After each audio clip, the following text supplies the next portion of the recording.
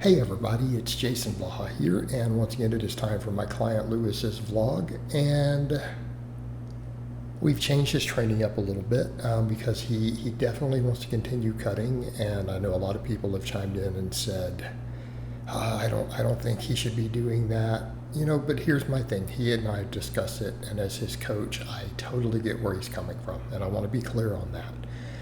I understand his mindset and I understand what he wants to get out of it. And while I do think he needs to gain a lot more size, right, I do think he needs to.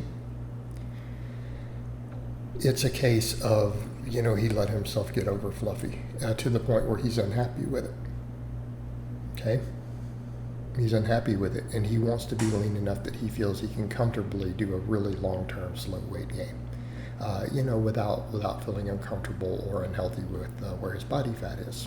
So from that perspective, I do get it. And so I'm willing to work with him on that. And, I'm going to continue to vlog it because he's one of the guys who really, really, really likes having a vlog. He really likes the accountability. He's one of my few clients who's really serious about vlogging, that he really wanted to do it. And so, again, I always tell people as a coach, you've got to meet people where they are. Okay, you've got to meet people where they are.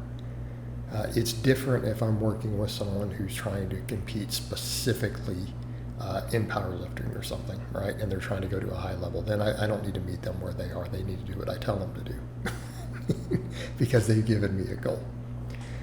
But when you're dealing with your other clients, that's an important thing to remember. You've got to meet them where they are, okay? And you have to understand what their goals are and their mindset and where they want to go with stuff. And then your job as a coach is to either say, I'm willing to do that, or I'm not. And if you're not, then, you don't keep them. You don't keep them as clients. But if you are willing to meet them there, and say, okay, this is what we need to do. This is what you want to do. Let's get a plan going for it, and let's get you there. Okay? And it's your job then to find the best way possible for them to do that. So here's what we're doing with this training, because I told him the psychological impact of missing lifts, of him really getting upset with the heavy singles getting hard as he's been losing weight and trimming down. I don't think that's good, right? Also, it beats up recovery. We have psychological impacts from recovery that affects hormones. That affects recovery. Training gets affected. It affects how much muscle we retain while losing body fat. So I stepped back and said, let's drop that. Let's work on just efficient muscle gaining, right? We're going to focus on a few big movements. Let's work on pausing. Let's work on ranges of motion. Let's do some deep squatting. All right, got him doing some deeper squatting. Let's do some full squatting. Right, going to do very low amounts of deadlifts. We just do, couple moderately heavy sets a week. And then we're coming in and hammering everything. We're hammering 2 types of presses, 2 types of rows, right? Running flat bench, running incline, barbell rows, dumbbell rows. Doing a little arm work because he does need the arm work, right? But we're working on long ranges of motion, like what we're doing there.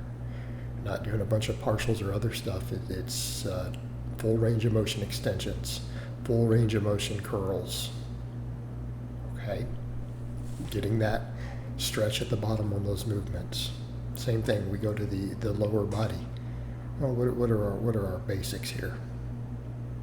Squats, deadlifts. Then we need some other hip hinging, some abs. Okay. Good mornings, okay? He's used to good mornings. We know how to do these.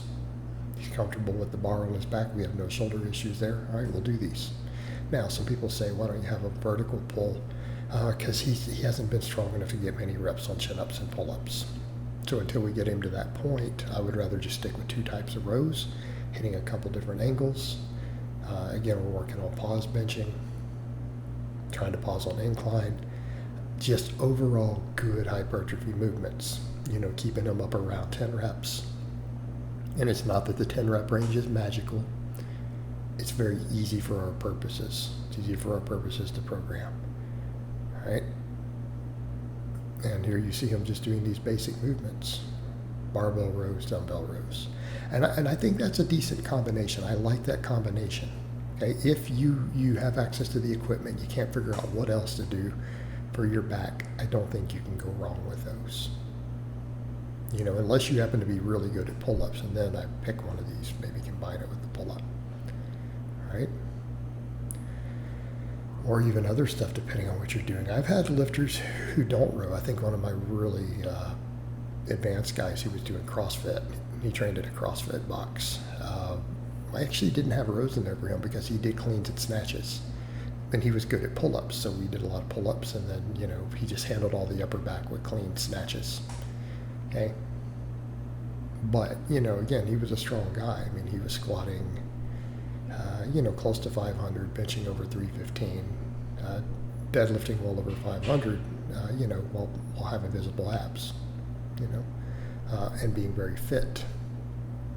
But, you know, that was kind of an exception. So, you know, but because of, again, he was proficient at those movements and we did those things. All right. But, you know, here we see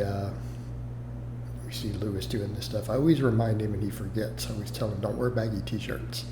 That's a pro tip for a lot of you guys out there.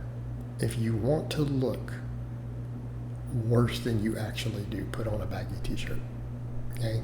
It magically makes 10 pounds of muscle disappear. It magically makes 2 inches of your arms disappear. And it makes your waist look bigger. Like that's the best way to look smaller and with worse body composition than you have, is to wear a baggy t-shirt. Like that can do it. In fact, you talk about being able to make a transformation. Go from wearing baggy t-shirts just to tighter t-shirts, and all of a sudden everyone's going to be like, man, what happened? You know, if you're in shirts in public all the time. It's a way to make a quick, easy transformation without doing anything. You know. All right, and there he is finishing up with some deadlifts and stuff. And again, we're not pushing these crazy hard, right? We're not pushing these crazy hard. We're just getting about 1 rep in reserve, you know, with prescribed weights, right?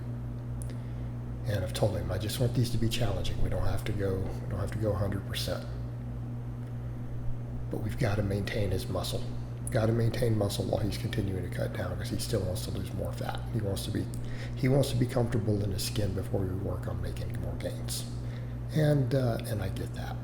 All right, guys, but that's really all I have to say on that today. I hope it's been informative, and I'll talk to you guys next time.